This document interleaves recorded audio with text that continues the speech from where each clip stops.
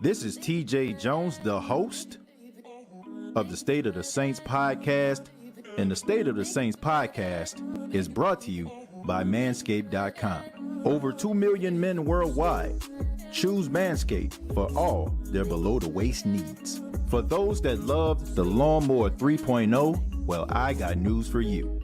The Manscaped engineering team has confirmed that they have successfully created the Lawnmower 4.0. The Lawnmower 4.0 gives you the ability to turn the 4000K LED spotlight on and off when needed for a more precise shave. The new trimmer even allows you to customize your trim all through additional guards lengths, sizes 1 through 4. And looks-wise, it's sleek with a two-tone matte and gloss finish, even features a hot foil stamp, black chrome Manscaped logo.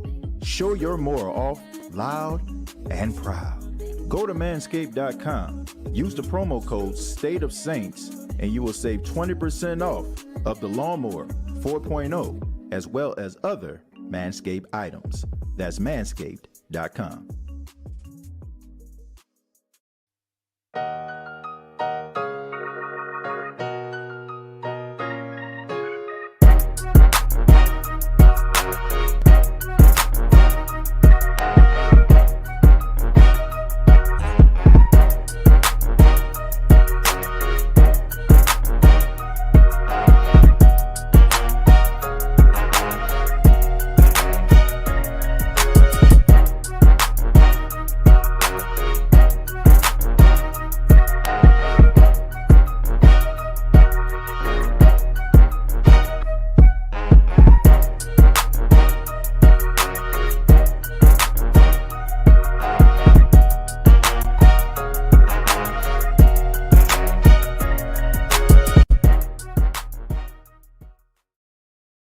Hey, what's going on, Who Dat Nation? It is yours truly, TJ Jones, the host of the State of the Saints podcast. Thank you so much for checking out the State of the Saints podcast, where we talk New Orleans Saints. And we have a special guest with us here on the State of the Saints podcast. Some of you, well, ain't some of you, all of you should know this guy from New Orleans Football, the official plug of the New Orleans Saints. I like to call him Mr. Nick Underhill. Nick, how you doing? Hey, doing well, man. Thanks for having me.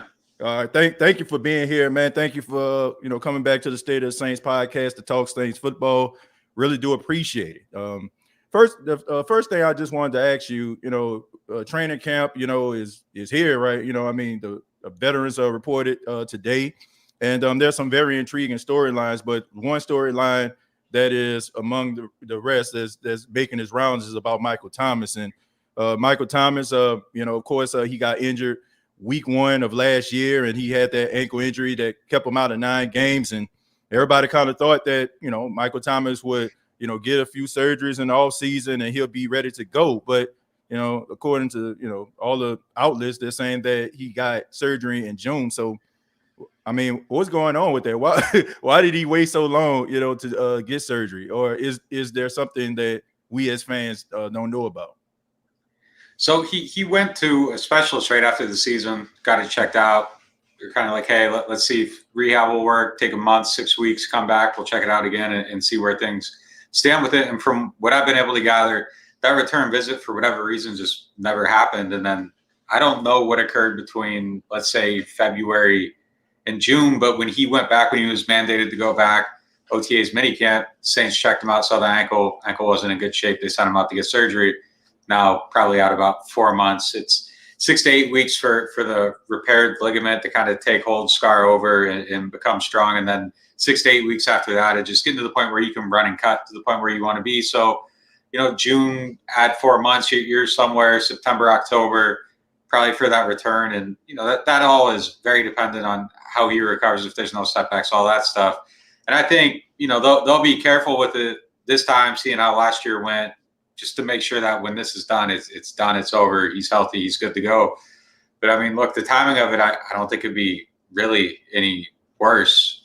It's just, it comes at a point where there's just not a whole lot you can do about it, and he's going to miss the time. I do think the one thing that helps is historically, Sean Payton has done a really good job of scheming guys open. You know, it's always been kind of like one alpha wide receiver that can get open when everything goes bad, and then just guys that run the system, run good routes. They aren't superstars. Their pedigrees when they leave, they typically don't do as well as they did when they were with the Saints. So, I mean, I think there's a chance that they can scheme their way through this, but I mean, losing Mike Thomas is about as big a blow as you can take on an offense that's going to have a new quarterback, and they were going to really, really depend on him to make that transition easier. But, you know, that just ups the degree of difficulty for Winston, or if Taysom Hill happens to win that job. Yeah, I mean, there's some, I guess, like some theories going on around here, when it comes to Michael Thomas. Some people are saying that he's not happy with the organization. They talk about, like, his lack of availability, I guess, talking to you all when it comes to the media. And, do you feel like there's any, like, truth behind any of these things? Is Michael Thomas, like, frustrated at being a New Orleans Saint at this point? Yeah, I mean, I've seen the people say that he's pulling a Scottie Pippen here and basically put off his surgery. He's like, hey, I'm going to rehab on your time. I don't think that's something that he was trying to do. I think Mike Thomas cares about football as much as anybody cares about anything. And, I think that's just really his DNA. I think he's a guy that, I think he's a ball his life type of person that, football is just who he is, what he does. And I think not playing is probably the worst thing in the world to him. I just think that, he just maybe got some bad advice or thought he was at a point in his rehab where he wasn't. And then when they found out, it was just, a big setback. Is there frustration? I mean, I'm sure he's generally frustrated just with how the last 2 years went. And last year, some stuff happened. Look, I think it's a situation where when he gets back on the field, he'll be fine. I think he just needs to play, have success, and things will work out for him. But, I mean, it's just been unfortunate the way it's kind of played out the last couple of years, and it's just real bad luck after signing that huge contract. But again, I don't think he's the type of person who got his $20 million a year and says, you know what, I'm good, I'm paid. Like, I think Mike's whole thing is that he wants to be the best wide receiver to ever play football, and I think that's what drives him more than money. It's just, like I said, I just think it's been a lot of bad luck, a lot of unfortunate stuff. I do think at some point he's going to get back to where he was, and if that happens, maybe by December, everybody forgets about all the stuff that's going on if things are rolling good by the end of the season. But, I mean, it's definitely – I think everybody's frustrated a little bit right now. I don't see how you couldn't be. Yeah. I mean, I don't buy that theory, I mean, I seen, on Twitter, I seen, like, on other social media outlets, people are using these theories. And, I mean, Nick, I don't buy that. For a guy, every single year he was in the league, he's gotten better. And I mean, you can tell, like, he wants to be great. I mean, you can tell by, just the way that he's driven, what I'm saying? Even like some of the things that he tweets and says, like, he wants to be the best. And in order for you to be the best, you have to be on the field. So I can't see him like, oh, I just got this $100 million. I got the bag. I'm about to shut it down. I don't see that from him, But you look at these other wide receivers. This is the final question about Michael Thomas. The draft. Do you think that the New Orleans Saints would have drafted a wide receiver probably pretty early if they would have realized Michael Thomas would have needed surgery going into the season? I think that there probably would have been something done to address wide receiver early. I mean, there would have had to have been, just because you kind of see how things are going. And yeah, I mean, they would have had to have. Look, I'll say this, like, going into the draft when I ranked my needs, I had wide receiver fourth. I think looking back at it, I'd probably put it third. I had a defensive end, but I had cornerback, linebacker, DN, wide receiver. And again, I think at the bottom that was a mistake. I think the one thing that people are doing though now, it's like, well, people are like, I thought they should have drafted a wide receiver. This is why. Well, like, if you look at cornerback, like, you take out Marshawn Lattimore, you're in trouble. Like, there's not good depth there. If they don't draft anybody, you go to linebacker, it's Zach Bond and Demario Davis. Demario Davis gets hurt. It's Zach Bond and who? Chase Hansen. I mean, it's just the roster's pretty thin at a handful of spots, and I think they addressed the ones that they felt there were immediate needs. They didn't really have the money to sign anybody, and I think looking back, maybe they would have approached Jackrabbit a little bit differently had they known they wouldn't have been able to trade up to get a cornerback earlier in the draft. And just to go back to your last question too about Mike not talking to the media and that, I think that there's two types of players that, like, don't talk to the media, and there's guys that are just mean and rude about it. Right. Mike isn't really that type of person. I just think that there's something inside of him that just makes him really not enjoy the process of standing there answering questions. And it's not like a malicious thing. He's not mean about it. And that just kind of makes it okay. And I think everybody knows that Mike's that's just not something that makes him feel good. And it's just like, all right, that's cool. You kind of leave him alone, but he's never mean about it. So that makes it all right in its own way. Right.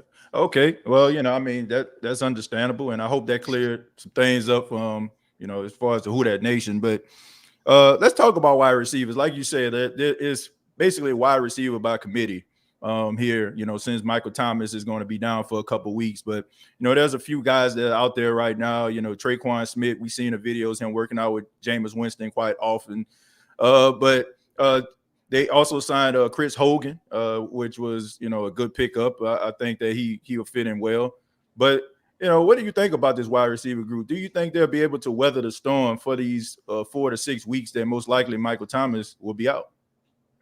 I just got a text message that said my power's out. My power isn't out, but if this thing goes black for some reason, okay, it's moving my way. But okay, it's fine. Yeah, so I think the way the schedule sets up early in the season, there's a handful of games that I think are advantageous for if you had to be without him. Washington, the Giants, Carolina, Patriots will probably have a good defense, but their offense might struggle enough to where you don't have to score a ton of points to win that game. So I think it's better if you have to be without him to at least have it where it's at early instead of late. I think where it gets tricky is that, Anyamad is out. And look, the thing with Lattimore, I have no idea how that's going to play out. I think we all kind of assume like very early that there's going to be a suspension. I just looked today, like they don't even have a court date set yet for him to go back. He hasn't been suspended yet. I think the longer this goes on, and granted, they could say tomorrow, hey, he's done. But like I think the longer it goes on, the odds of him maybe getting to play and going through before the court proceeding goes get a little bit better. So that might not be as cut and dry as everyone thought, but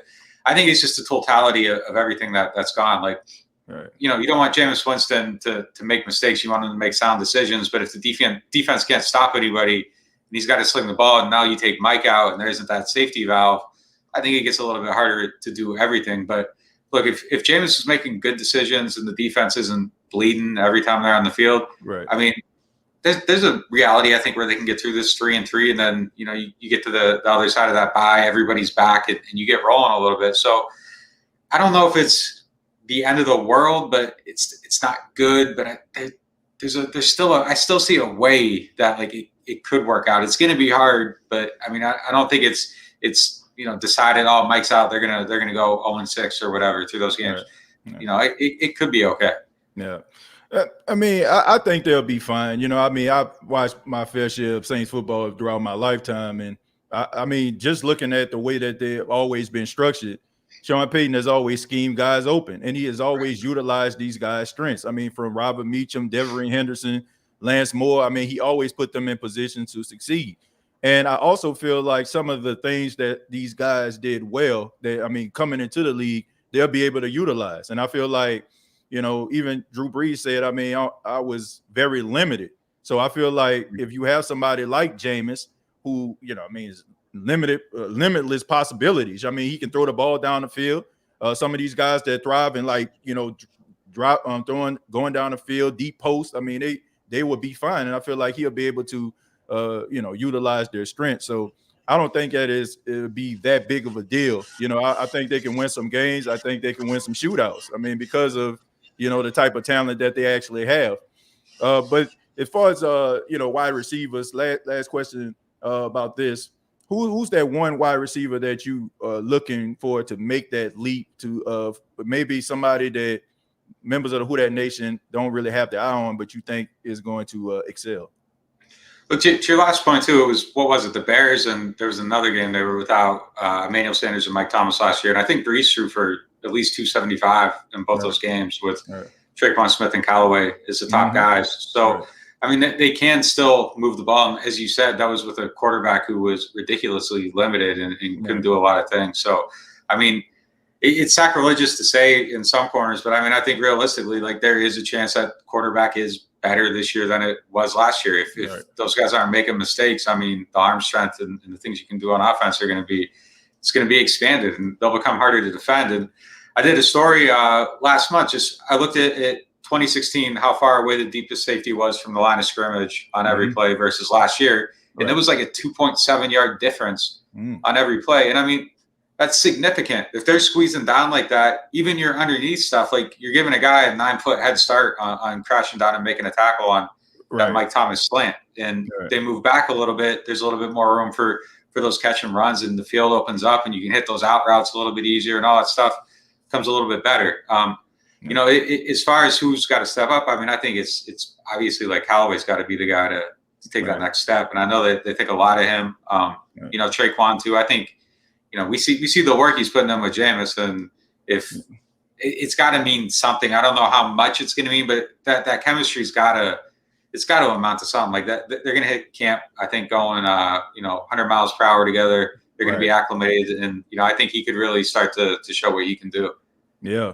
I mean, I'm looking forward to that. And then Marquez Callaway, we just seen that he actually changed his number from 12 to 1. So if you win the number 1, you got to ball out. You know, you can't. You got to live up to that. You got to ball out. That's a statement. Yeah, exactly. You win 1, you got to ball out. But looking at, I had Keith Washington on the show a couple of days ago, and you know, he was talking about some of the things he was working on in the off season. He talked about he worked on his footwork and he gained 7 pounds. You know, some things that the coaching staff wanted him to do. Do you think that Keith Washington has a chance to be a part of this like rotation, or maybe, you know, being in that number? I don't know if it's necessarily a number 2, but could he be in that running to be in that competition, or do you see him more of a special teams guy or a practice squad guy? I don't know what Keith told you, but he's got an amazing story. Last year, he was kind of on the chopping block. They brought in some cornerbacks to go through COVID testing, and then once they got through the COVID testing, they were going to practice.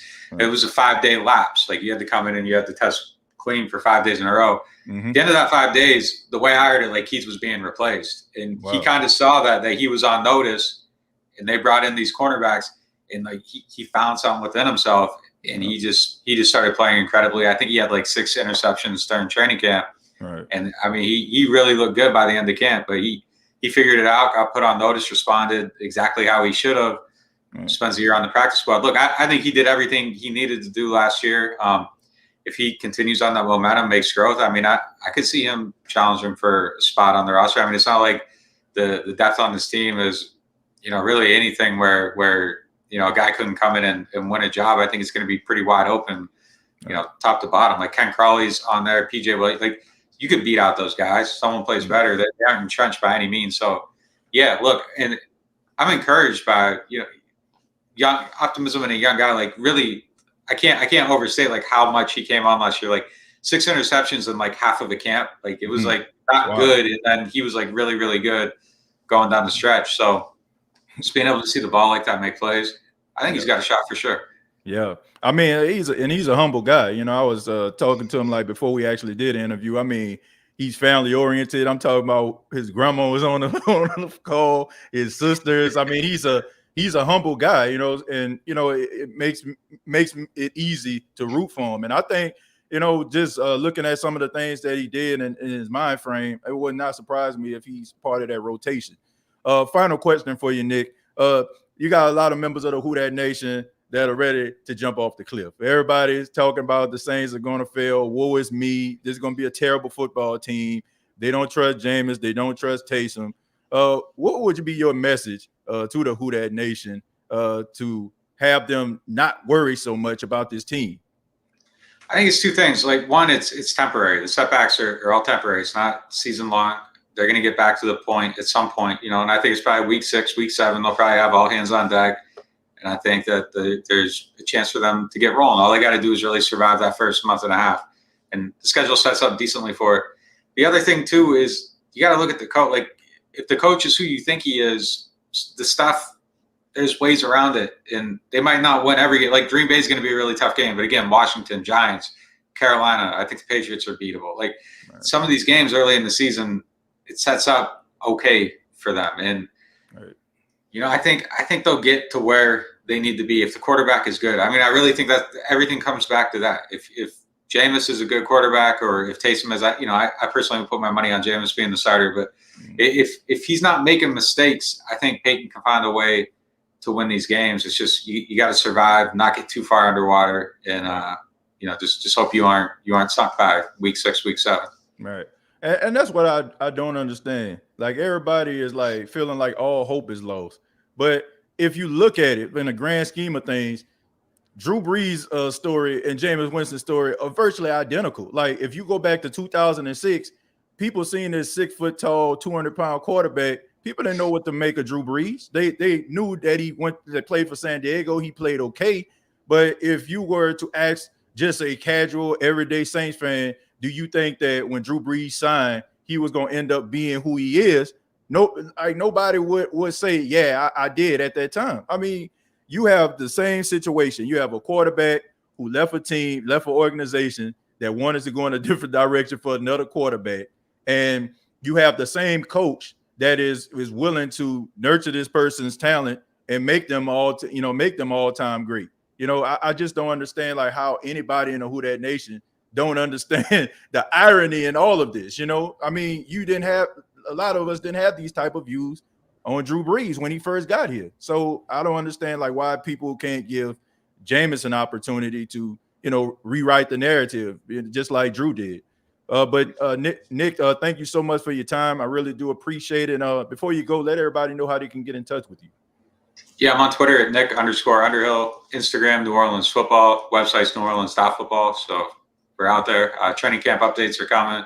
If you want to know who completed every pass, we track the routes run, who's in coverage, everything you need to know what happens on the field over the next 6 weeks. It'll be on the website. So check us out.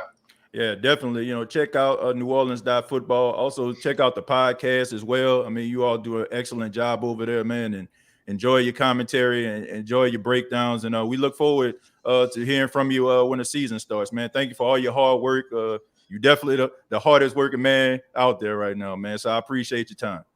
Appreciate that. Thanks for having me. All right. Take it easy, man. All right. Ladies and gentlemen, that was Mr. Nick Underhill. Yeah, man, shouts out to him.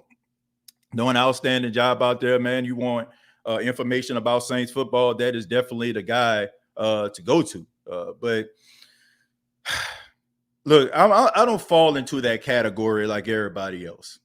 Everybody is around here talking about all hope is lost.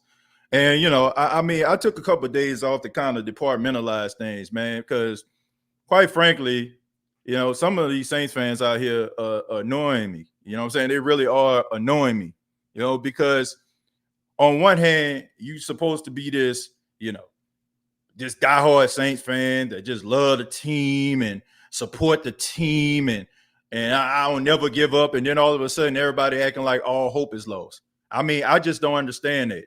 And for all my people out here that are talking about, well, Drew Brees and Jameis Winston are two different people. That is correct. Drew Brees is different from Jameis. How? That's all I want to know. You know that now. It's like, you know what I'm saying? It's like reading an entire book through versus going to the bookstore and looking at the title of a book. That's basically what you're making is, Drew Brees, his entire body of work has already been solidified. He has broken all type of records. He has done so many incredible things. He has given us so many great moments in the Who Dat Nation. And you have Jameis Winston, who has yet to write a book. Who, you know what I'm saying? So how is it that everybody out here can just say that all hope is lost? I guarantee you, there's not a Saints fan out here that can tell me that in 2006, when Drew Brees signed on the dotted line with the New Orleans Saints, that you thought that he was going to go down in history as the greatest and the most prolific quarterback of all time. It's a process. It's a process, Who Dat Nation. I mean, that's just the way that it goes. So I'm willing to allow this entire thing to work out. As far as Michael Thomas is concerned, for all the people out there that's saying Michael Thomas, he don't want to play for the Saints. Michael Thomas, like what took so long? We don't know the situation that's going on, man. How many times have, you've been, hurt or injured or something like that, and you go to the doctor and you say, oh, man, this really, really hurts. And they say, well, you just got a little soreness or whatever like that, and, come through on a follow-up, I'm going to do this for you. I'm going to give you this. Just come through in a couple weeks or a couple months on a follow-up. let's just say, for example, you start feeling good again. You don't have no pain. You don't have anything like that. Most likely, if that appointment come up, you're going to be like, I don't need to go. You know what I'm saying? Maybe that was one of those situations. Maybe he, like they even said that he thought that he'll be able to rehab it without surgery. And honestly, if you don't have to get surgery, you're going to do everything that you possibly can to make sure that doesn't happen. So I think that Michael Thomas wants to be great. I think that Michael Thomas wants to be one of the greatest wide receivers of all time. And it's just sad that you have some of these frost and flaky New Orleans fans out here, New Orleans Saints fans, that are just out here, man, just blabbing off and talking about this man needs to get traded. And I just feel like this is hypocrisy of the highest order. This is straight up 100% hypocrisy, man. Like, because when this dude was out here catching all these passes, everybody talking about you can't guard Mike. Oh, Mike, he a beast. He out here balling out. He doing his thing. Now all of a sudden, like the guy get hurt. Now all of a sudden you feel like he has no value to you anymore. But that's the way that we do things. And it's sad. It is sad, man, to watch people that been boosting this man up, hyping this dude up all these years because he's giving you all these great moments. The guy goes down and has, like, you know what I'm saying, some hardships, and all of a sudden we ready to abandon ship. What we have is arguably a guy that can go down in history as the greatest New Orleans Saints receiver of all time. And yet we don't even appreciate this guy for everything that he's done. It's easy to, it's easy for us to go against somebody when they have no value to us. But everybody out here calling this man selfish, like, y'all don't know what's going on with this guy. You don't. And I mean, if when the guy comes back and he goes out here balling out, I don't want to hear it. I don't want to hear it, man. I do not want to hear from some of y'all. I don't want to hear he a beast. I don't want to hear can't guard Mike, because when the man was down, you was ready to throw him up out the door. Oh, Michael Thomas, he's selfish. He mean. He fighting with teammates. Do you know how many football players fight with teammates? Everything don't make the news, folks.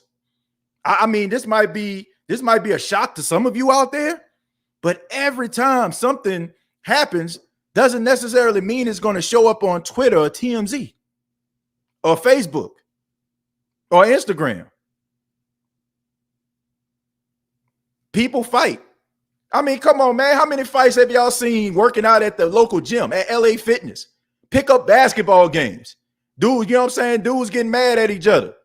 You know what I'm saying? Like, people getting mad at each other. Testosterone, you know what I'm saying, at an all-time high.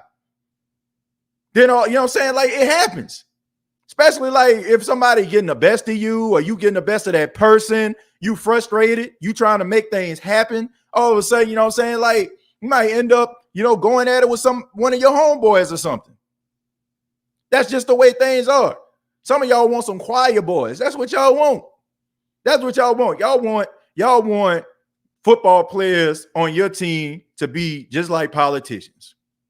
That's what y'all want. Y'all want people to shake hands, kiss babies, be nice.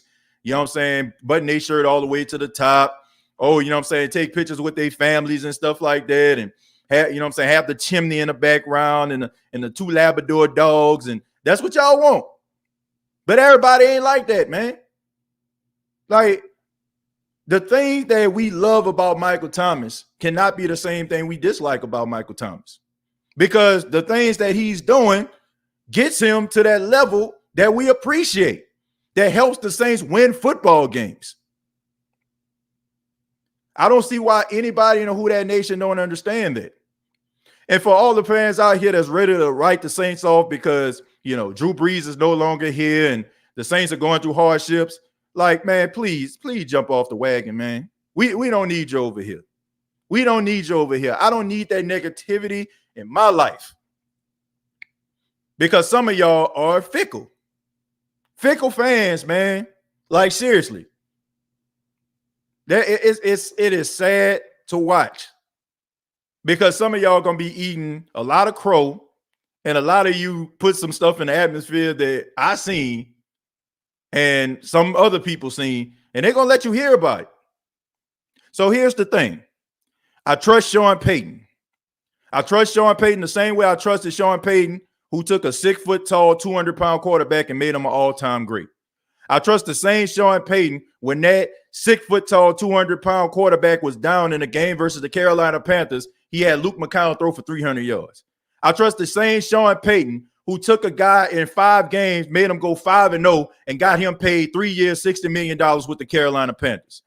I seen Sean Payton take a guy who a lot of people consider as a Swiss Army knife and not a good quarterback and turned him into a quarterback that gave the team 3 wins and 1 loss. I trust this guy. I trust Sean Payton to make tough decisions, like getting rid of some of his buddies, guys that he grew up in the coaching ranks with, in order to replace them with guys that he felt like would be more suitable. That's the Sean Payton I trust. Some of us, we're saying that we don't trust this dude. That's what it is. Sean Payton is the architect behind the New Orleans Saints, regardless if you want to buy it or not. Well, it's the players. Who you think select the players? Huh? Who you think in a room with these players? You know what I'm saying? With these front office people. Who you think is in that room when they're looking at film? When they're trying to find good pieces to mesh with the team, to get good locker room guys, good high character guys that can do what he needs them to do. But nobody, for some apparent reason, trusts Sean Payton. I don't get it. I just don't understand it. This dude, every single quarterback that has come into the game has played every single game to a point where it's rather they won or they were on a cusp of winning. Luke McCown threw a pass in the back of the end zone to Brandon Cooks, and Josh Norman made an incredible interception leaping off his feet. That could have easily been a win. Teddy Bridgewater goes 5-0 with the New Orleans Saints when Drew Brees goes down. I'm not even counting that Week 17 2018 game because the Saints put 2 offensive linemen. They picked them off the street in order for them to get through the game because they already had the first round bye and the number 1 seed. Taysom Hill wins 3 games. I mean, come on, man. Like, how in the world can't we not trust a coach like this? Somebody help me out. But let me go ahead and read some of your comments, man. Me and TJ want some dogs. 10 toes down, man. Exactly, Pam. I want some dogs. I got enough of that a couple of years ago, man, when them boys was soft as a Posturepedic pillow. When them boys' defense was just absolutely trash. They couldn't tackle a mat problem. If the mat problem was 2 + 2. They were horrible, man. And like I said, they changed the whole dynamic of this squad. And I appreciate that. Button shirt all the way to the top. Exactly. That's what they want. That's what some people want. People up here talking about, I don't like Winston. You know, I don't like him. He don't seem like he a nice guy. Huh? What? All right, what the hell is this, man? Mate, this dude is trying to be the quarterback of a football team. This dude is trying to help the team win some games. Y'all, man, I don't know what y'all want. Y'all want city council. Y'all want mayors. Y'all want senators and presidents. What I need is some Rough Riders, some dogs. You get what I'm saying? All the rest of that stuff, I don't need. I don't need no nice guys, okay? You want to be a nice guy to your wife or your girlfriend or your boyfriend. You know, like you want to be, you know what I'm saying? You want to be nice to them. You want to be kind to them. I don't want to see nice guys on the football field. Nice guys on the football field become personal trainers at LA Fitness and Planet Fitness. That's what happened. That's what happened to nice guys who play football. Sorry. You know what I'm saying? You can be nice off the field, but on the field, if you nice, guess what? You know what I'm saying? You can tell me about that $40 package, you know what I'm saying, to help me with my arm and my chest work, because that's the only thing you're going to be able to do. That's the only thing you're going to do. Nice guys definitely finish last when it comes to football. Let's see. Official Young Nola, forget them. Why you think I gave these idiots the treatment? I don't know exactly what was going on there. I guess I must have strolled past that. So you would be okay with Hill starting if Peyton says so? Yeah, because Sarah, at the same time, that would mean that he outplayed Jameis. And I would say that, look, I think some people, if you've been following me, you think that I got like some type of personal vendetta against Taysom. I do not. Okay, I just feel like Jameis is a better quarterback than Taysom Hill. But if Sean Payton says, okay, you know what I'm saying, Taysom is going to start, I trust that because I feel like he went through the process in order to wean out who is, you know what I'm saying, who is lacking, who's better, right? So if he does that, then I'm okay with it. I have no problem with it at all. As far as the wide receiver position, I'm cool with that too. I'm looking forward to seeing what some of these young guys can do, man. Like, when the last time you really been just this excited about a Saints training camp? Like, you rarely ever just see like these many storylines, right? Okay, we have Michael Thomas, he goes down, but you still have Marquez Callaway, you still got Traquan Smith, you still got, you know, guys like that. You know, you still got Deontay Harris, still got Lil Jordan Humphrey, Jawan Johnson, you know, don't know what he's going to do. But you still got some young guys that are hungry. And maybe given the opportunity, they'll be able to shine through. Okay? I mean, as a matter of fact, I mean, they got Quan Baker, right? You know what I'm saying? They got all these different young guys. And they even, you know, they even got Hogan.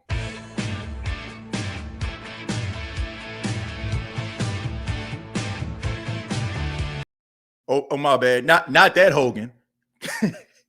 Chris Hogan, okay? Chris Hogan. You know, everybody know Chris Hogan if you watch some New England Patriot football. I mean, he was Tom Brady go-to guy for a couple years, man. Got himself paid. You know, Carolina. I want to say he went to the Jets as well, you know, but you know, I'm interested to see that, man. Honestly, I'm interested to see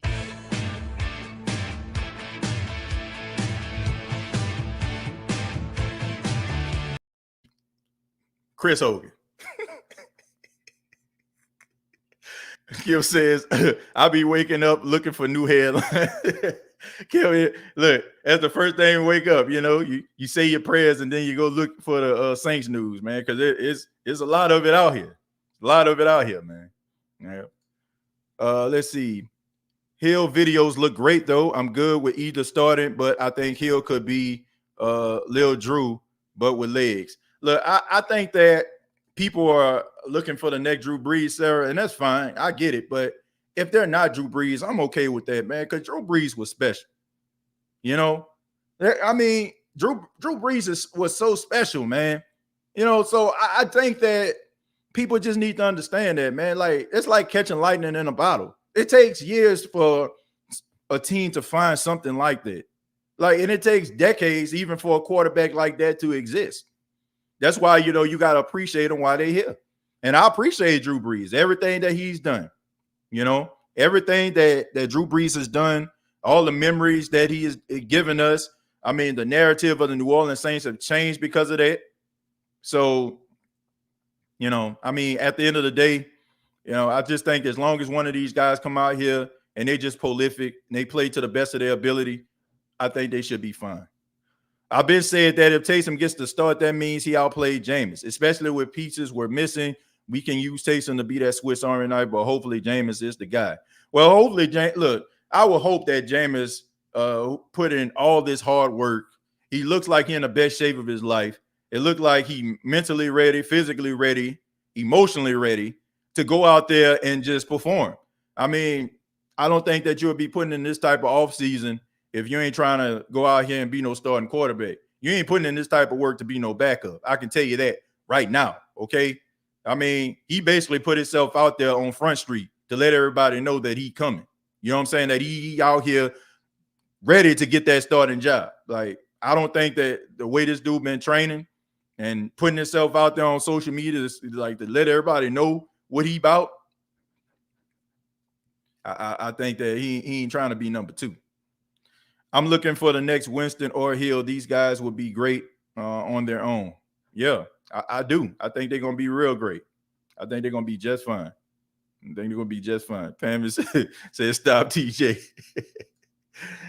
You funny, TJ. Let me tell you something, Mean Gene. When I wear my suit, let me see, what would my nickname be? I don't know. I just call you the Blues Brothers. Or I say you're on a mission from God. That's what I'll tell you, Rudy. Jump Out Jay says, wasn't that special? I don't know what that actually meant.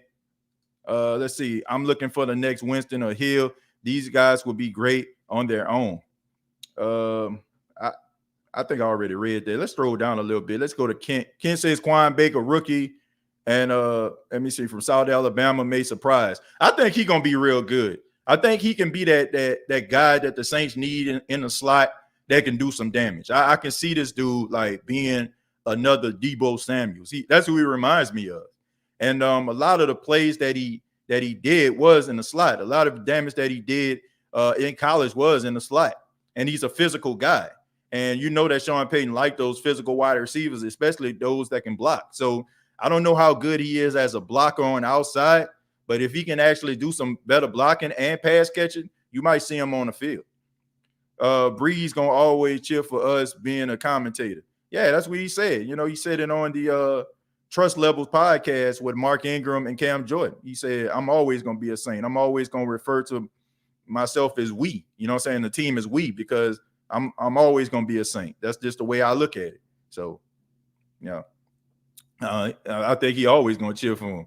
I think once you been embedded in a community like that, it's hard for you to turn that off. I mean, I remember Jonathan Velma. I think one of his first games, he called the Saints game versus Detroit. And I like Jonathan Velma, but he was being extremely biased in that game, you know, with the commentary. So, I mean, it's hard to turn that stuff off, man, especially like when you're so embedded inside of a franchise. It's hard. You're hard to just look at them and not be a fan on the inside. Dennis says there won't be another Drew Brees. I think this is what the majority of the fan base needs to stop with. Yeah, but that's the thing. You know, it's like a standard, right? You know what I'm saying? It's like a standard. The standard is great quarterback play. He set the standard so high, anything that doesn't look like or is not equivalent to that of a Drew Brees, people going to be like, man, nah. It's like dating a guy, you know what I'm saying, a man of your dreams, ladies, or, you know what I'm saying, in this case, guys, a woman of your dreams, you know, and all of a sudden, like something, I don't know, something happens, you know, and all of a sudden you go date somebody else and that person just giving you the bare minimum. Like, you're going to have a problem with it because the person that you was with before kind of set the standards high, right? They, you know what I'm saying, they treated you with respect. They loved you. You know what I'm saying? They did all these little things for you. You know, you would expect that same person to be, you know, to do the same or more than what that other person has done. I mean, it's just the way that we work. It's just the way our minds work. But I'm not expecting these guys to be like Drew because there's only one Drew Brees. There's a reason why you look at some of the greatest quarterbacks of all time, you know, there's only like a few of them. There's a handful of guys that are just all-time greats because and that's the reason why they get appreciated so much. It's because they come around every few years, you know. I remember seeing Primetime and Ed Reed on the same football field at Westminster, Maryland. Okay. Yeah, that ought to have been a sight to see. You know, shouts out to Primetime. Hopefully you can get my Jackson State Tigers turned around. TJ, when these young receiver core hit the field, it's going to be like Mike T wasn't there. Well, I won't go that far, John. I mean, you go do like the Thomas ain't there. But I think that these guys are going to be hungry. And man, it gives these guys an opportunity to really shine. Because now you have guys out here, the Saints have to solidify a rotation, right? So the guy that most likely won't be able to get any reps because Michael Thomas would have been there, they're going to be able to get reps. A couple guys are going to be able to get reps in order for, you know, them to hit the field. Sounds good to me. Great opportunity, you know. Jameis, our quarterback, this man is a number one pick, Heisman winner, and a Pro Bowler. Put some respect on that man's name. Yeah, I mean, I'm more in that Jameis category. I think that Jameis will be, you know, I think that he will be the starting quarterback, but we'll see. Jeremiah says, I don't care what the fake sports media, NFC, AFC division rivalries say about our team at all. All I want to know is Coach Payton going to teach them players a chemistry on the field at training camp. I hope our team's going to be just fine in 2021. I don't care about wins, losses, or ties. I showed Jameis. Well, I'm pretty sure you're saying I'm sure Jameis Winston is making a real starting quarterback in week one. For real. Well, look, I just think as long as the New Orleans Saints go out there and they execute, they should be just fine. I just trust this coaching staff, and I'm just naive enough to believe that they're going to be able to get this team over the hump. I'm just that naive because I'm not a conditional Saints fan. I'm sorry, folks. Some of you may be conditional Saints fans, okay? Maybe some of y'all feel like the music then got turned down to hell. You probably think that it's 2 o'clock and now they playing slow music. Now it's time to leave the club. But as for me, you know what I'm saying? I'm in there. You know what I'm saying? I'm in there till that thing close, okay? I'm with the slow dancing and everything like that. You know why? Because I'm in it to win. All right. I don't need conditional Saints fans out here. You know what I'm saying? I need some real Saints fans, some true Saints fans. Okay. Some of y'all probably ain't never been in this position. So that's the reason why y'all scared. Y'all never been in a position where you have not been sure about the Saints' chances. Like, even, you know what I'm saying? Like, if the Saints didn't have a defense or they was having some issues on the offensive line, you always went into every single Sunday when Drew Brees was the quarterback and you had a feeling that the Saints were going to be able to weather the storm. Some of y'all probably don't remember back in the days when you knew for a fact that the Saints most likely weren't going to win a game, but hell, I'm still going to rock with my team. I'm still going to roll with them. I'm still going to be saying who that. I'm still going to be saying cha-ching. I'm still going to be saying Saints go all the way. Some of y'all probably don't know what I'm talking about because you haven't been a Saints fan that long. And some of you, I don't judge for that. I don't judge for that because some of you probably was a Saints fan around the time Drew Brees got there because Drew Brees was with the Saints 15 years. And I often say, like, if you're like 10, 11 years old and became a Saints fan, you like 25, 26 right now.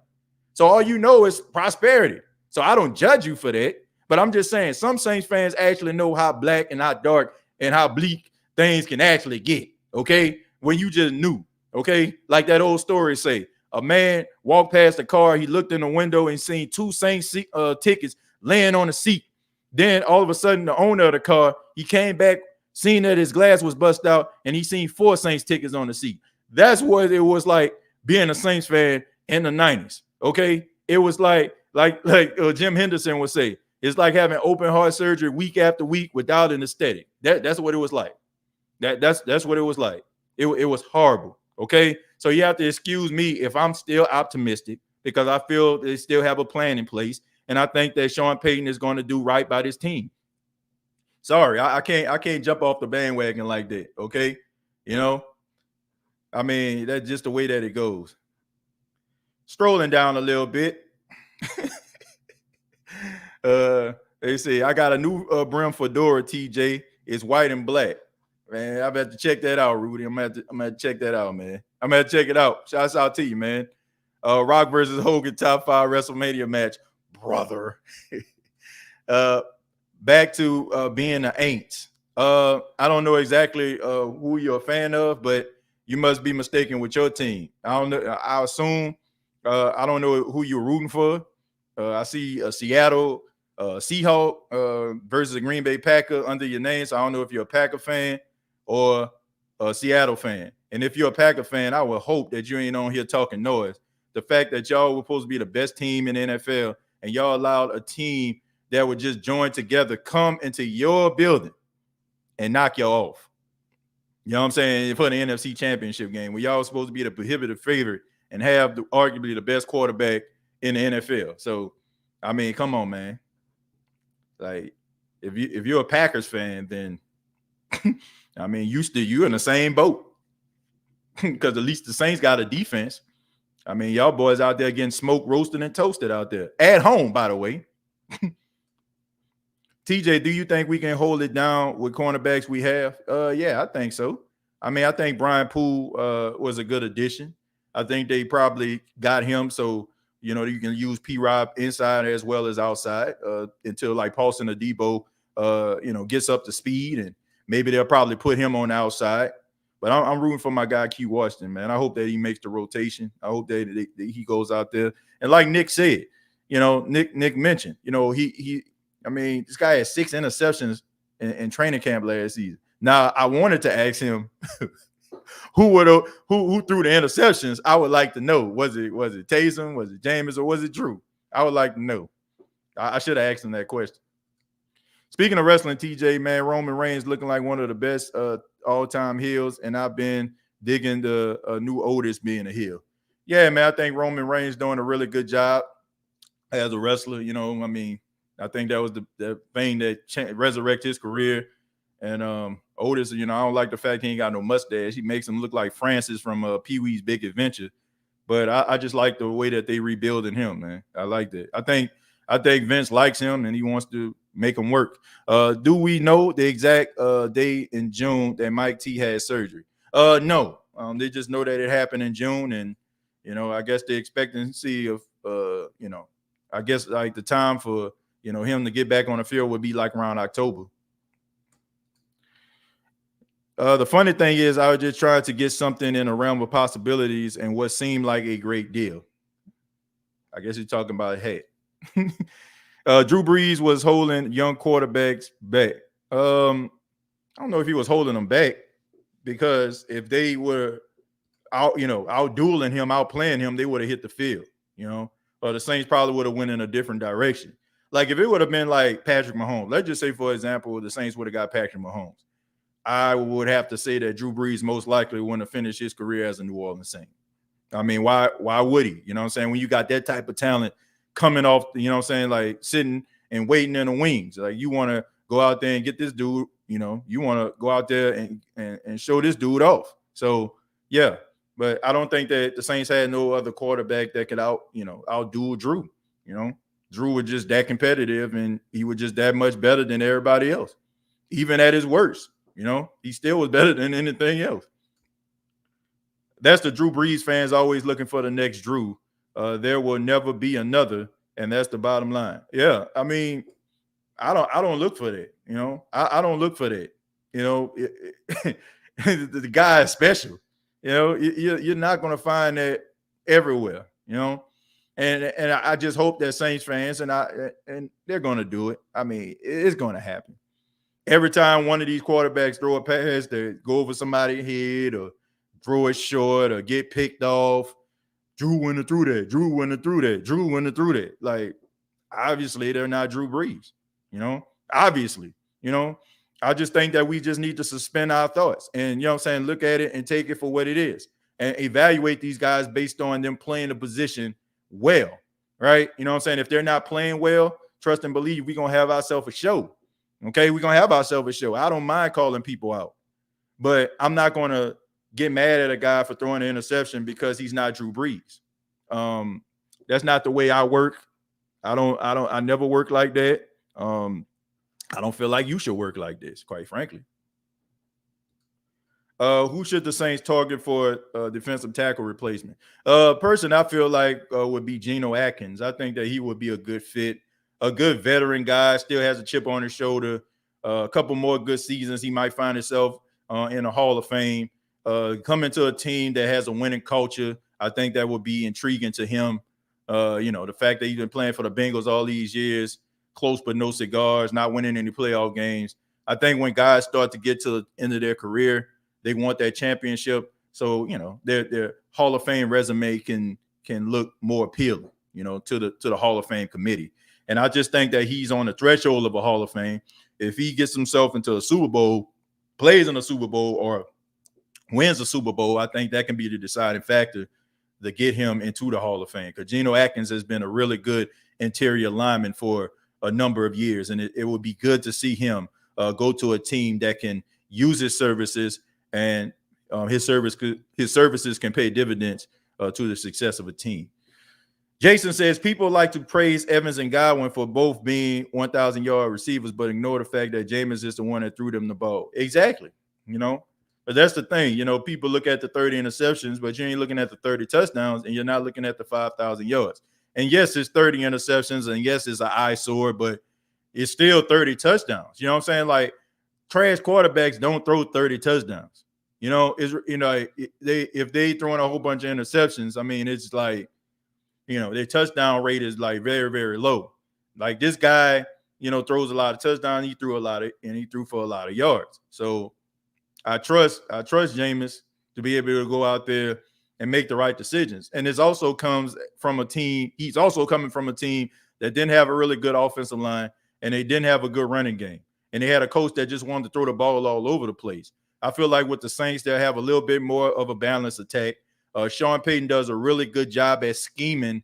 Okay, so if your first option isn't open, you can always check it down. There's always that guy like you can just check it down to, probably just get a couple yards, possibly not lose any yards. So I think that this can really help Jameis. This is the first time in Jameis's career where he actually has an offensive line and a running game that he can rely on. And he doesn't have to go out there be the is-all, be-all. I think when guys are, supposed to be the guy on the team to win the game, that pressure can get to you, especially when you don't have a supporting cast. But he has a supporting cast. He has guys that can make plays. All he has to do is get the ball in their hands, and he just has to take what the defense gives him. And he's also, there's nothing wrong with, taking what the defense gives you, but there's also nothing wrong with being aggressive. If you can make that throw, go out there and make that throw. I have no problem with that. So how long is Sean going to hold out telling us who's the starter? Well, I want to say Maddie made a very good point about this. Kim, I think they should prolong it as long as they possibly can. I mean, just because we don't know doesn't mean a team doesn't know, Kim. And you have to look at it from a strategic standpoint, right? You don't want the left, the right hand to know what the left hand is doing. So as long as you can keep Matt LaFleur guessing, in the game going towards week 1, that has to keep him up at night. So that way he got to look at footage on Taysom. He got to look at footage on Jameis. And he has to have his team prepared and come up with a game plan by week 1. So for me, I would milk it for what it's worth. I wouldn't tell them nothing. You know what I'm saying? I would let the team know. You know what I'm saying? I wouldn't tell any reporters. And I just keep it on the low. And, I'll just let the other team sweat it out and guess who's going to play. That's just the way that I would do things. I think that would be a great strategic move by Sean Payton. As long as the team know where they can get themselves prepared for week 1 versus the Packers, that's fine by me. I don't need to know everything. Okay, I can wait and see what they're going to do. Dog, these fans be fake. I don't want to say that. I don't want to say they fake. I just think that they just worry about every little thing. And I just think that they just don't trust the process or the coaching staff. Like, I just think that they have been programmed all these years by reporters, media people telling them that Drew Brees is the is-all, be-all of the New Orleans Saints. And to their credit, he was. For a long period of time, he was. He was the is-all and the be-all. But for the last about 3 or 4 years, if you have not noticed, this team has basically broken out of the shadow of Drew Brees. And they have solidified themselves as a team that doesn't need Drew Brees. And for 2 years, you've seen that, unless you were blind, unless you were just like, man, let's just get through this game so Drew can come back. You have failed to appreciate how good this football team has been collectively as a group. If you have a team like this that can play for one another, that play as a cohesive unit, there's no selfishness there, who congratulate each other when a person scored and is genuinely happy, and the only thing that matters is the success of the team, then you have yourself a championship pedigree. You have yourself a championship culture. And that's what the Saints have.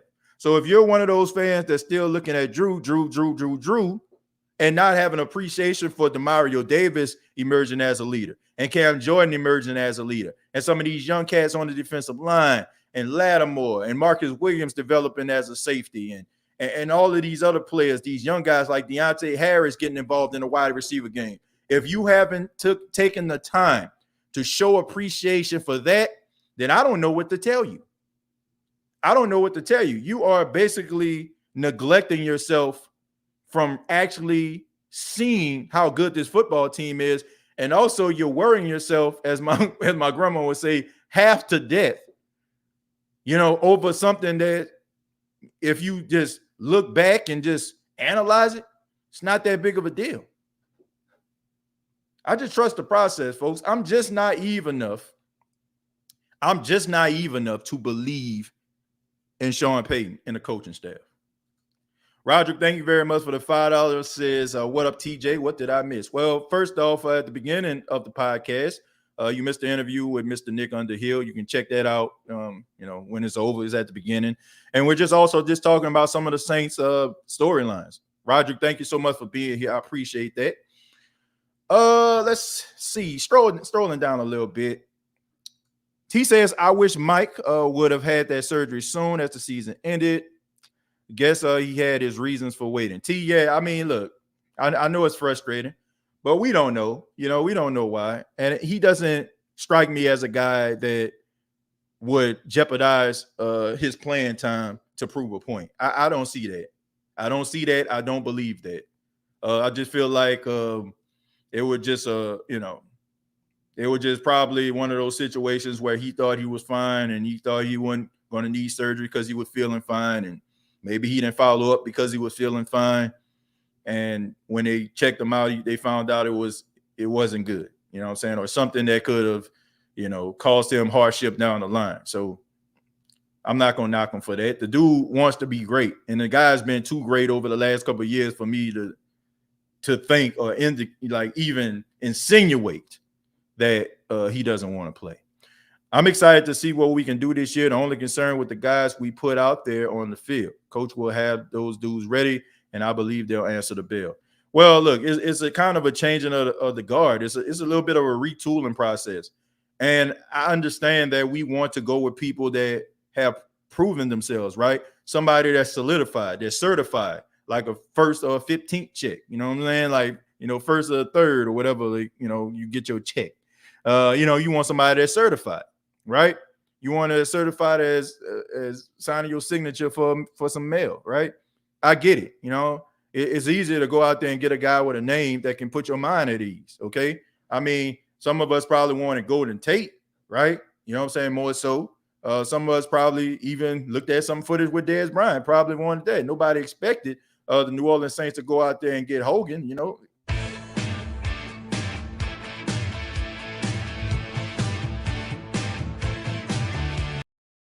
FYI, anytime I bring up his name, that will be played. I'm sorry. Let me see. Our O-line, arguably the strongest part of our team. There's no arguably about it. They are the strongest part of the team. When you got Ramczyk protecting you, I'll go to war with anybody. Yeah, Ryan Ramczyk, the best right tackle in football. No ifs, ands, or maybes. All right, and no ifs, ands, or maybes. That's going to keep me up late at night too. Yeah. Let's see. Drew Brees or would have been kicked to the curb 4 years ago. Yeah. If they would have got Patrick Mahomes, he want to finish his career in New Orleans. People really think we're going to run a 2-quarterback system. This is Jameis' team, in my opinions. First off, man, look, I just want people to understand 2-quarterback systems do not work. And some of us will probably say, well, what about when Taysom Hill hit the field? That's in small sample sizes. That's not okay. If the Saints throw the ball 40 times, it's 20 for Jameis, 20 for Taysom. No, those systems never ever work. I want to go back to I think the Cleveland Browns. I want to think that when they had like the 2-quarterback system, I want to say they had Kelly Holcomb and they had somebody else, and they was like running this 2-quarterback system, and it just didn't work, man. It didn't mesh. Like Kelly Holcomb will go out there and ball out, and then the other quarterback he'll struggle. But it just didn't work. So it's best for you to just select who the quarterback going to be. If it's Jameis, then you roll with Jameis. Let Taysom do his thing. If it's Taysom, then you let Taysom just do his thing. And if you want to implement Jameis to come in for a few plays, then that'll be fine too. But those 2-quarterback systems where you split the reps, that does not work. I never seen it work. I never seen a 2-quarterback system work nowhere. You know what I'm saying? Like, you see quarterback controversies, right? You know what I'm saying? But at the same time, you don't just see these two guys out here dueling it out and splitting reps in the middle of a game. Like, that just throws out the whole chemistry of the team. And not to mention, you have these wide receivers, man, they working with one particular quarterback and they memorize like quarterback tendencies. That means you got to memorize 2 quarterback tendencies. The playbook is already tough as it is. Now you got to remember the playbook and the way that Jameis going to deliver the ball or Taysom going to deliver the ball on this next play. Nah, that's not going to work for me. That's not going to work. That's just not going to work for me. I'm not Mike T. but I had my knee injury in February and didn't get ACL repaired until November. Like TJ said, you try to avoid surgery because the recovery can be worse than a healing injury. Yeah, and that's it, man. And nobody like getting cut on. Like, seriously, man. Like, if somebody tell you, okay, you might need surgery, but to prevent from getting surgery, you just rehab. What you gonna do? Like, you're gonna be like, man, let me go out here and rehab because I don't want nobody cutting on me. Things can happen, man. Like, you get that surgery, you still get that soreness in you. You know what I'm saying? That probably linger around.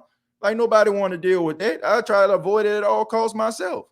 But we just looking at it from a selfish standpoint because it doesn't really apply to us, right? You know what I'm saying? It's almost like, telling your best friend that you need to leave that guy or leave that girl, right? It's so easy for us to say, but we ain't thinking about the time that person put in with that relationship. We ain't thinking about all the feelings that person have because we're on the outside looking in. We have no emotional investment in this whatsoever. The only emotional investment that you have is the fact that you want the Saints to win, and Michael Thomas gives the Saints a better chance of winning, in your opinion. And that's the reason why you're thinking like this.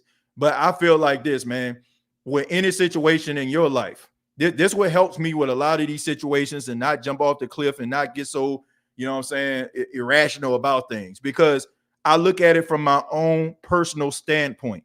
That's the way I look at it. Like, if this was my family member, like we look at these football players as larger than life individuals, right? But we don't look at them as actual people. They're actual people. Some of the decisions that they make, actual people make because they're actual people. So if a guy, like getting mad at Michael Thomas, calling him selfish, saying they need to get out of town or whatever like that, it's just amazing to me, man, how we just so quick to turn on these players and we never look at the organization. Like, we look at, like, even situations like Delvin Breaux, right? Everybody out here, getting mad at Delvin Breaux, talking because the story came out, he can play. But it turns out the doctor, misdiagnosed him. Dude couldn't play. Dude's leg was actually broken, right? But we trusted the organization when they said that, like, we need some, we need somebody tougher than it, right? I mean, we don't know what be going on. We quick to turn on these players, man, but we don't know what the situation is.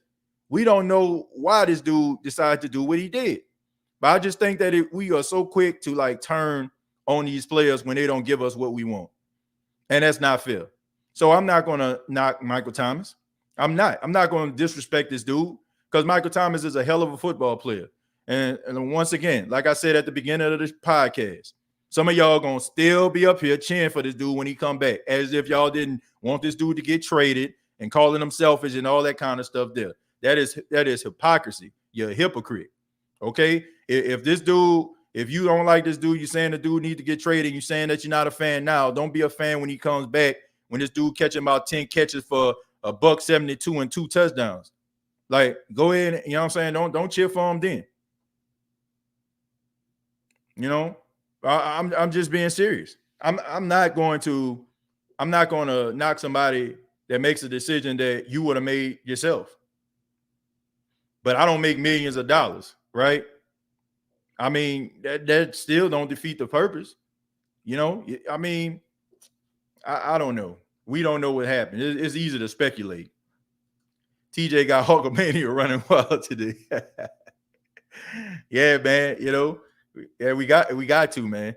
Sean Payton, no Hogan is smart and a vet, and will have no problem learning the offense.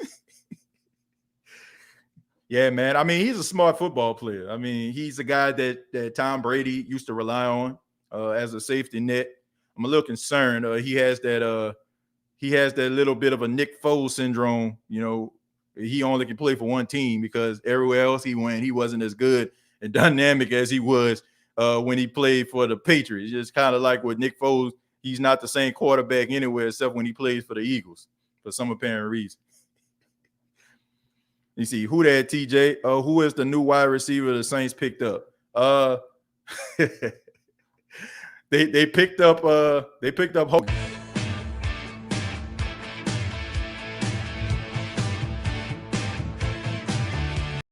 I think people just I think people just want me to play that now.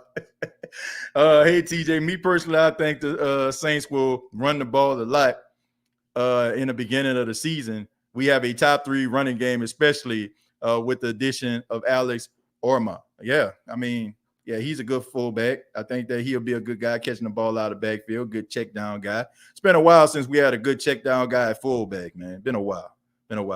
Good to have a guy like that back, good to have them back. But I want to take the moment to thank the fine folks at Manscaped for being an official sponsor of the State of the Saints podcast. And Manscaped, you go to manscaped.com, the home of the Lawnmower 4.0 that's available. If you want to purchase the Lawnmower 4.0, you just go to manscaped.com, use the promo code State of Saints. You will save 20% off of your purchase. 20% off, man. And I'm telling you right now, Manscaped has some really great products, man. I use Manscaped products. They're really good company, solid folks, man. They really do their due diligence to give, this great technology to give you all these different grooming products. And I guarantee you'll be happy. So go to manscaped.com. No matter if you buy the Lawnmower 4.0 or any other Manscaped item, you use the promo code State of Saints, you'll save 20% off. I would really appreciate, if you purchase my item from Manscaped, they're official sponsor of the State of the Saints podcast. And I, once again, want to thank Manscaped for being that sponsor. Let's stroll down a little. I'm going to take a few more, then we're going to get up out of here. Jason says the mainstream media has spent years building this narrative about the Saints, looking for any reason to put the team down. I can't wait to see them all eat crow this year. Yeah, that's because the Saints don't fit into that status quo. America is about nostalgia. Like, America loves nostalgia. Like, that's why these old cartoon movies be coming out. That's why all these different movies get remakes, because we love nostalgia. And those same teams that have been, relevant since the days of Vince Lombardi, they elevate those teams because it's about the history and the pageantry of football. And you have to talk about the teams that's ingrained in that type of stuff, right? So when you have a team like the Saints come into the spot that start winning and knocking off these teams, but you elevated these teams, it takes a shot at their credibility, right? You know what I'm saying? Everybody over here, oh man, you know what I'm saying? Like when the Saints playing the Tampa Bay Buccaneers, before the playoffs, everybody just thought that, the Saints beat them this time, but in week 9, they're about to go out here and destroy the Saints, and the Saints end up destroying them. So, of course, they did a lot of backtracking. They kind of was, being very sarcastic about it, making it seem like, because it's a shot at their credibility. And what I've learned about people in the media, it's not all of them, but some of them, they're extremely arrogant and they really care about what people think about them. And if they feel like any story or any situation makes them look bad, they try to backtrack. They moonwalk like Michael Jackson at the 25th Motown anniversary. That's what they do. They do a lot of backpedaling because their word is basically their validation. Their word is basically why people gravitate to them. Me, not so much, okay? I just get behind this mic. I just give my opinion. Some people just say, well, you said this, you said that. If I'm wrong, I don't mind saying that I'm wrong. But a lot of people take some of my words and make them gospel, right? And they feel like my words, makes me, for some apparent reason, more credible. And if I get something wrong, it's a shot at my credibility. No. Because at the end of the day, none of us have all the answers. All of this stuff is just pure speculation right now. Like me having this conversation with you all, me reading your comments, the things that you all are saying right now, all of this stuff is just pure speculation. That's all it is. So I don't try to get tied down to that. I try to give my opinion to the best of my ability based on information that's presented to me. And I try to give it to you all in a more passionate way. But I don't feel like just me being right all the time has anything to do with this. I do it because I love it, not just to be right. There's so many people that come on this show, rather it's taking phone calls or even in the comments, that have opinions that I feel like are better than my own. And I will shout them out for it, But I feel like once you get to a point where you feel like nobody can tell you nothing and you so arrogant to a point where you just feel like when I say this, people going to react to this, that's when you need to just put the mic down. Because, it's about giving people information. It's not about building a damn cult. And some people want a bunch of followers. You know what I'm saying? They want people to follow them and listen to every word where they can actually control them like puppets on a string. This is an open forum. This is a conversation. You know what I'm saying? I'm not the is all and be all of conversation. And neither do I feel like media people need to portray themselves as that. You know, that's something that I feel like is lacking these days, especially at some of these sports talk radio shows. You know, you have one voice up in there. And, you know, if somebody come on with a valid point, you got the producers turning the sound down so the host can sound louder than the caller so they can sound more credible. Like, when you doing stuff like that, man, it's time to get from behind the mic because you just doing that to feed your own ego. TJ, wishing you and your family great health in this COVID spike, brother. Hollywood Hogan voice. Man, thank you so much, man. I appreciate that. Yeah, it's getting crazy out here, man. It's getting crazy out here, man. And you know, I know a lot of people are concerned about this whole vaccine situation. I know a lot of people may think, what do I think about this whole vaccine situation? I'm not trying to avoid anybody or avoid answering this question. Look, I just feel like if we say that we live in America, we have to understand that we live in America. We can't live in America based on condition. You know what I'm saying? By, you know, we say it's the land of the free, home of the brave. We got the freedom of speech, freedom of expression, freedom of choice. So some of the choices that people make, we may not particularly agree with. Like me, I've been vaccinated, right? I got family members that don't want to get vaccinated. Yeah, they feel like, you know, they don't want to do it. They feel like other alternatives would be better. Then you have other, you know, you got people out here that feel like they did the research and they don't want to do it. I don't want to knock anybody for that. Okay, I don't want to knock anybody for that. I see people going at Pulse and the Debo saying, man, you know what I'm saying, he wrong for this and all that kind of stuff. Look, it's about choices. It's about choices, man.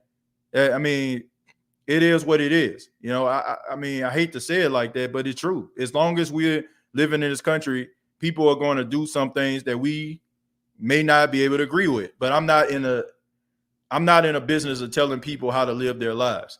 I just hope that they actually live with the situation. Whatever they decide to do, they got to be able to live with it.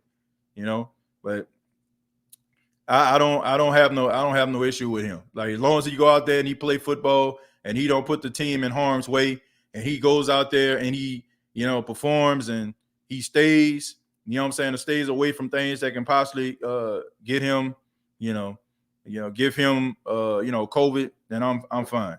That's your choice. That's your choice. I mean, me, I took the vaccine. I'm comfortable with taking the vaccine. I don't, you know, and as far as like people saying people still getting COVID, like you have Chanel on here. I mean, I'm pretty sure she can attest to this.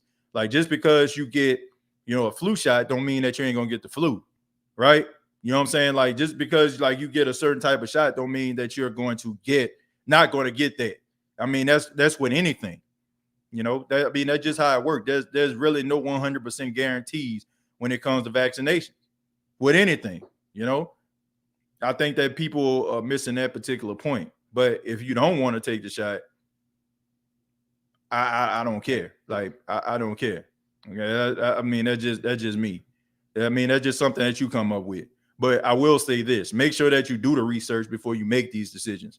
Don't base your decision on what anybody has told you, or you watching the news, or listening to a 10-minute talking head. You know what I'm saying? Talk about why it's bad. You know, do it because you actually did the research and you feel like it's, you know, the best decision for yourself. You know, not because somebody told you that, because that's when you start falling into the sheep category. I'm sorry, but it's true. That's when you start falling into the sheep category, when you allow somebody to create the narrative for you and you run with it. TJ, what up, man? Pretty annoyed with the Mike T situation. Yeah, King Arthur, I think we all are, but let's just see how it turns out, man. It may not be as bad as we indicate. Ramsey says another seizure last time. Okay, TJ, just chilling, painting a Division II. I guess saying playing Division II. I know not all the games have been recommended because you've been very quiet, because there's not a lot of games delays as well. Yeah, Ramsey, man. First off, I'm glad that you're doing okay, but I'm always a little bit concerned about you when I don't hear from you. So I'm good. It's good to know that you're doing okay. So thank you for being here. Sorry that you had to deal with that seizure situation, but I hope you get back to health. I hope everything you feel better, man. And you already know you always got a place here, man. You always can tell us about these video games. You always got a spot here on the show. So wishing you a speedy recovery, man, so you can get back on the show so you'll be able to talk a little bit about the games, man. So get well soon. Let's see. Jasper. Let me see. Ramsey.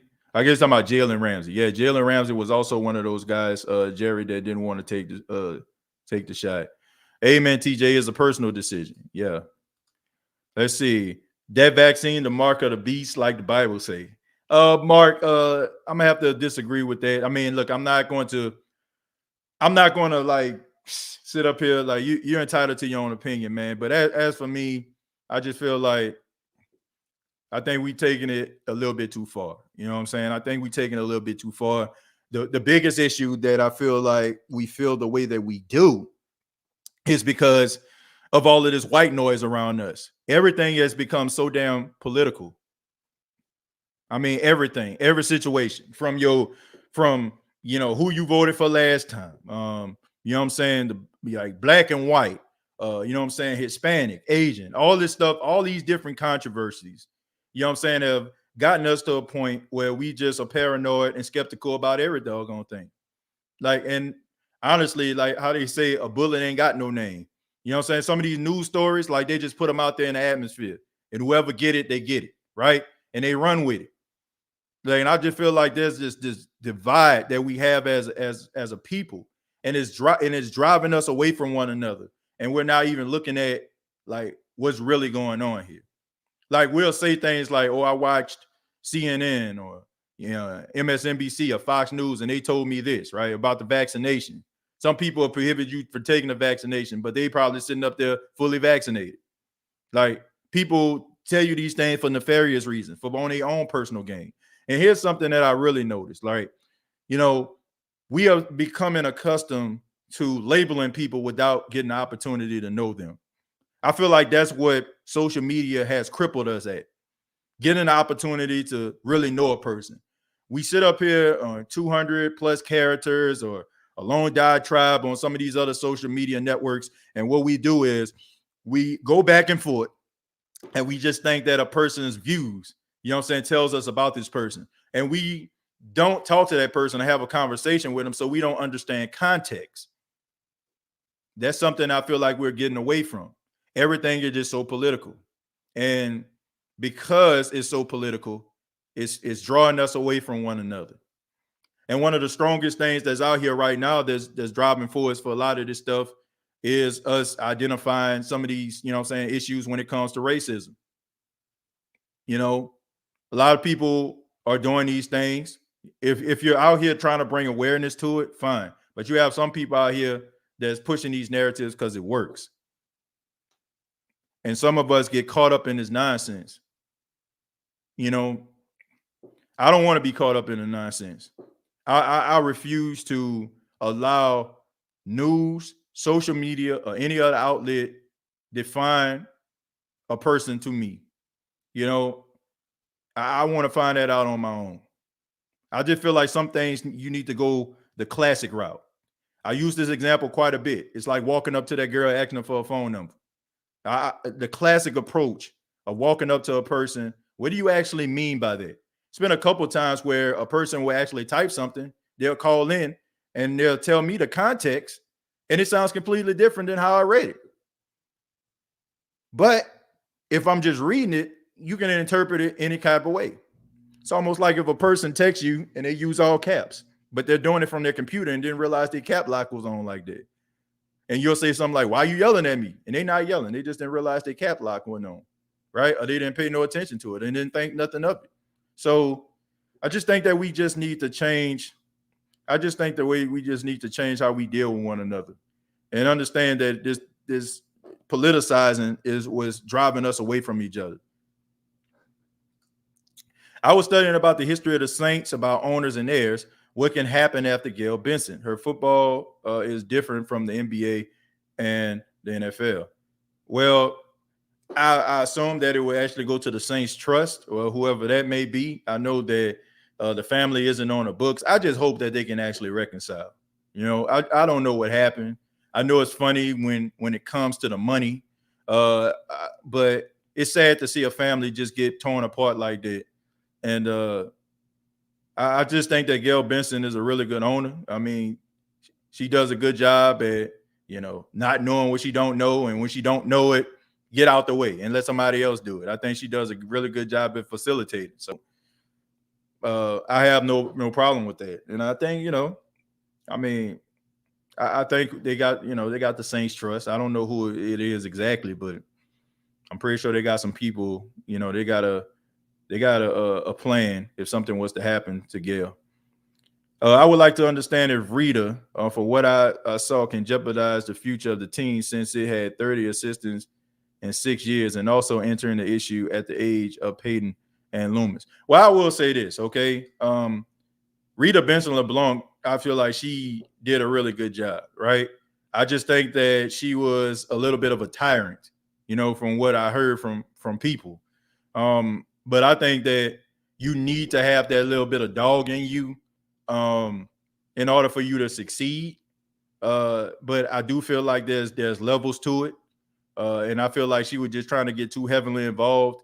And I feel like the way that she was probably interacting with the coaching staff, I think that Tom Benson didn't too much like. So that's the reason why he decided to relieve her of her duties. But I ain't gonna say that she didn't do a good job, because she did. The Saints were better under her watch.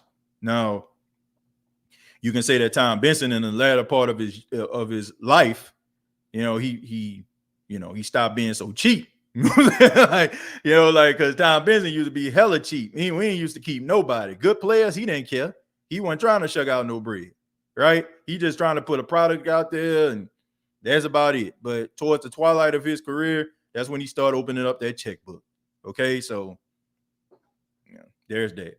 Hey, TJ, how that gym been treating you? I'll be in there later doing some upper body work. Yeah, I was in the gym earlier today. I worked out before I actually did the show. Yeah, went to the gym. Let's see. Yo, TJ, I haven't been on the chats. Is because sometimes you're streaming late at night when I'm asleep, so I miss catching them, or in the middle of a Division II raid, so I really can't look at it. Oh, that's fine, Ramsey. That's fine. I understand, man. You can watch it anytime you want to, man. You don't have to watch it live. You can watch the replay. Appreciate you checking us out, though. Sarah, Nick, Perez, Wilson, yes. Mike says hit the like button. I agree with that. If you're enjoying the State of the Saints podcast, please hit the like button. I would really appreciate that.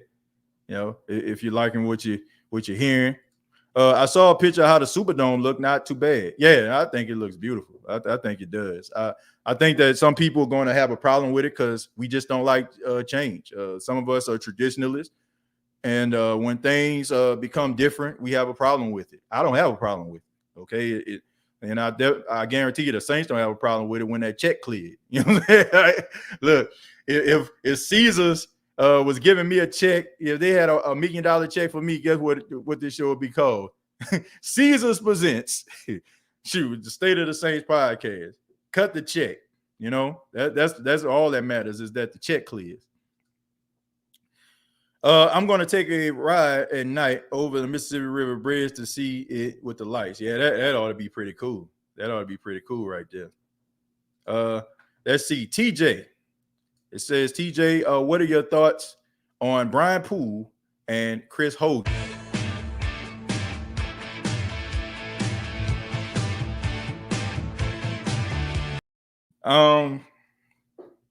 I think they're both good moves. I think that Brian Poole is a solid pick. I think that Chris Hogan is a good guy you probably can put in a slot and also on the outside maybe do some damage. I think that both of these guys are smart football players, and they have what the Saints are looking for. Brian Poole was ranked, I want to say, number 7 at his position, before he ended up getting injured with a shoulder injury last season. He played really, really good. He's a good tackler. Not so much on that play where Drew Brees spent off of him, but I think that he's a really good player. And I think that Chris Hogan can be a really good player depending on the circumstance. And I think that he can thrive in the Saints offense because Sean Payton is going to be calling plays for him. Sean Payton has neglected the wide receiver core for 3 or 4 years and is finally going to cost the Saints this year. Larry, we don't know that for sure. And we can't say that they cost the Saints hardship 3 or 4 years because that's not true. The Saints have gotten wide receivers. You know what I'm saying? Like they had Brandon Cooks and they had Michael Thomas. And you know what I'm saying? Michael Thomas was that alpha dog. And even like when Michael Thomas was the number one guy, they still went out there and they got Ted Ginn Jr. They still tried to go get Cam Meredith. That didn't work out. They still got Emmanuel Sanders. So they acknowledged that. You know what I'm saying? They tried to acknowledge that. I just feel like because they didn't get a well-known, well-touted wide receiver that you recognize, I think that is a problem. But, Marquez Callaway was an undrafted free agent last season. You know what I'm saying? He was an undrafted rookie. And he still went out there and he performed well. Deontay Harris was an undrafted rookie. But he came to the New Orleans Saints, and now look at him. Both guys, you know what I'm saying, we're looking at to be, you know what I'm saying, that play a role in the success of the Saints this season. So we have to have that wait and see approach.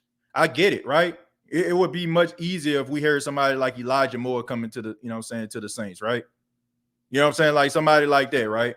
Or somebody that we recognize, right? You know what I'm saying? Maybe one of the guys from LSU, Terrence Marshall, who the Saints probably would have got. You know what I'm saying? If the Panthers didn't trade up and get them before the Saints did. So the Saints want to get players, but they want to get the right players. Like sometimes like we get mad that the Saints don't get certain players, but they may not be the type of player that the Saints need. They want to get guys that's not going to mess up the chemistry or affect the team or set the team back. They want some guys that can do what they need them to do. So I think we need to have the wait and see approach on this. I can't say the season is going to be bad because I haven't seen the season yet. I can't say that these guys can't work out because I haven't seen these guys play yet. I mean, I haven't. So I can't be afraid or be scared at something that I have not seen. Maybe Larry, maybe not. We shall see. Yeah, I mean, we have to have that wait and see approach. I just wish that we would do this. I get it, right? All this winning, all this success, and now it's like for the first time we're a little bit nervous as Saints fans. I understand that, folks, but please, like, let's just wait and see, and then we can just work this thing out. Like that, we can work it out then. We can talk and acknowledge that then. But it's hard for me to talk about things that I have not seen happen yet. That's definitely stress you out, right? I mean, you deal with situations when they come to pass. When those situations come on your doorstep, you handle them, right? You know what I'm saying? Like, you can't just be sitting around here, everything going right, and just like, man, I wonder what's gonna go wrong. Like, I can't work like that. Hey, TJ, you had said you are dealing with diabetes. Well, I've been using Dr. Diabetes. My A1 levels have went down. Give them a try. All right, I'll give them a shot, man. Yeah, for those that don't know, I'm a type 1 diabetic. Been diabetic, got diagnosed in 2019. So I'm definitely an advocate for, living a healthy lifestyle, controlling blood sugars. And, for all of our people out there that's dealing with diabetes, there's always information that's available. And, we just make sure that you're eating healthy and, and keep that positive mind frame and make sure that you're working out as well. I read we picked up a new corner. How good is he? If we're talking about Brian Poole, yeah, he's pretty good. He's pretty good as a slot corner. And I think you need a guy like that, especially since the last couple of years, Patrick Robinson has been getting injured. And plus he's up there in age. So, and then if Patrick Robinson just so happened to play, you can also put him on the inside and the outside. And you can have Brian Poole in the slot as well. TJ, do you think Brian Poole will make a splash on defense? By splash, if you're talking about being where he needs to be, yes. If you're saying splash by getting a bunch of interceptions, no, Mario, I don't. I don't think that's how he plays. I think he's just a physical guy. He's a sure tackler, and that's definitely something that you need, at the corner position. You need a cornerback that can cover and make tackles. Brian Poole, Saints, man, they say he one of the best slot corners around. He is. He definitely is. Go check him out. Go check out the analytics on Pro Football Focus. It'll tell you, I mean, if you're into that type of stuff. But, I mean, I watched him play. He's pretty solid.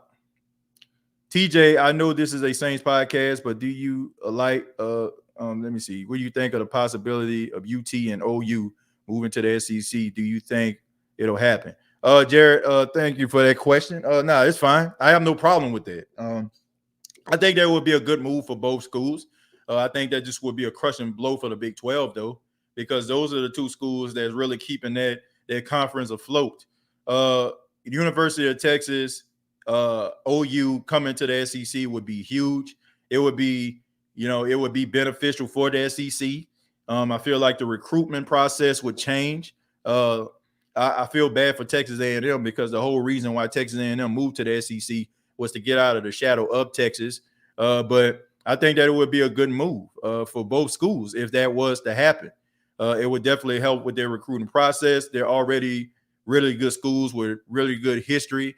Texas has been down over the last couple of years. I want to say that maybe that'll help with their recruiting process for them to get back to the days when Mac Brown was their coach and you had Colt McCoy, Vince Young, days like that, when you had that 2005 national championship game, when you had an embarrassment of riches on both sides of the football, So I think that it would be helpful to them. I think that it would help them out more so than the SEC because the SEC don't need them, right? I mean, they don't. You know what I'm saying? The SEC don't need OU or Texas. They do just fine. They still are the premier conference in college football. I know people in the Big Ten and people in all these other conferences. No, the SEC is where it's at. They generate most pros. They got, they go to the national championship college football playoffs every single year. So you can't knock that. So OU, Texas needs the SEC more so than the SEC needs any of those schools. All right. I mean, so it would be a good look, but it would be more so for them. Brian says it would have been nice if we could have kept Emmanuel Sanders for one more year. Yeah, it would have been nice, but money. Very important, man. Very, very important. But who knows? Who knows, man? Brian might not even need him. These wide receivers might make you forget about Emmanuel Sanders. That's just the whole point. Let's see. Hey, TJ, do you think we are covered as far as the cornerbacks are concerned? I think they're young, but when you're young and unproven, it brings out a level of hunger in you, right? So I think these guys are going to be prepared. I think they're going to be prepared. And that's another position. I just think that, my guy Keith Washington, him coming into his second year. If you didn't check out the interview that I did at the beginning of the show with Nick Underhill, check it out. Guy had 6 interceptions in training camp. I mean, he was on that trading block. I mean, not trading block, but the chopping block. And he stepped up. I mean, now you got another year. He said he worked on his footwork and he also gained a little bit of weight. He's already 6'1", so he already had that wingspan that most coaches look for in their cornerbacks. And who knows, with Chris Richard as his secondary coach, who knows, the sky's the limit. Then you have Bryce Mitchell out there, if I'm not mistaken, if that's his name. I want to say Bryce Mitchell. Yeah, I mean, a guy out of Tennessee, another guy who has a lot of confidence. You have Paulson Adebo, another guy that has great confidence in himself. And I just think that you have yourself some young players that want to go out there and prove themselves. And if it don't work out, you can always put P-Rob on the outside until Paulson Adebo gets himself prepared. I mean, Patrick Robinson just isn't that god-awful on the outside to a point where, you can't get the young guy coached up, for a couple of weeks and then rotate him or even try to, sign another guy that can go on the outside. I mean, we know that the Saints are an aggressive football team. We know that, but like we seen them get Jack Rabbit in the middle of the season, right? We seen them get Eli Apple in the middle of the season, right? We seen them get Quan Alexander. So the Saints are going to do right by by their organization. They're going to make sure that they put the best product on the field. We hear Sean Payton say all the time, we want to get the right 53 in the locker room. And if we don't have the right 53, we can look on the outside and bring somebody in that can be able to contribute. They're by no means trying to turn you know what I'm saying, put a square peg into a round hole here. They're trying to put the best product on the field. And rather it's one of these guys or somebody that's yet to put on the Saints uniform, they're going to find a guy that is going to be able to fit in this organization to bring them success at whatever position. I'm going to admit Jack Rabbit out there. It was the salary cap issues, like you said, money. Yeah. I mean, he would have still been playing if they had the money. But that's the tough thing about the NFL. It's a business. You know what this says? TJ, where do we put CJ Gardner-Johnson if Poole is in the slide? You put him in a slide. You put him in a slide, right? You know what I'm saying? Like, he'll be like one of those nickel corners. You have 2 outside corners, 2 nickel corners. He also, you know, he can play a little bit of a linebacker role. We know he can get to the quarterback, and we know he can cover. So, I mean, there's a variety of things that they can actually do with CJ Gardner-Johnson. But, yeah, I think he's still going to remain being a nickel corner. And I also think he's probably going to be doing a little bit more safety work. I think that's, let me see, all questions. I want to make sure. This will be the final one. One all season with no Drew Brees and an injury suspension of 2 and folks sweat bullets. Buy a dog or go to church if you're scared. That's what I'm talking about. If you're scared, go to church. That's the way I feel about it. We ain't never scared over here. We ain't never scared. But I want to say thank you all for checking out the State of the Saints podcast. Once again, I want to thank Nick Underhill for being a guest here on the State of the Saints podcast. For those that just tuned in, you can rewind to the beginning of the show. Nick Underhill was on the show. He was talking a little bit about Saints football and some of those storylines, getting us prepared for training camp. I'm excited to talk about training camp with you all throughout the entire time. And I'm interested to see some of these storylines, man. So keep it locked right here to the State of the Saints podcast. If you're on the fence about subscribing, hopefully you got off the fence and hit that subscription button. Go ahead and subscribe to the State of the Saints podcast. Hit that bell for notifications.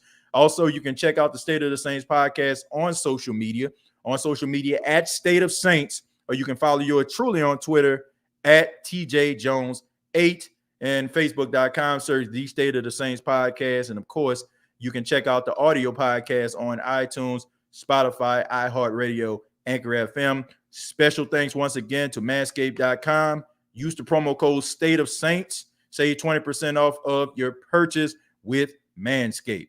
Till next time, all I got to say is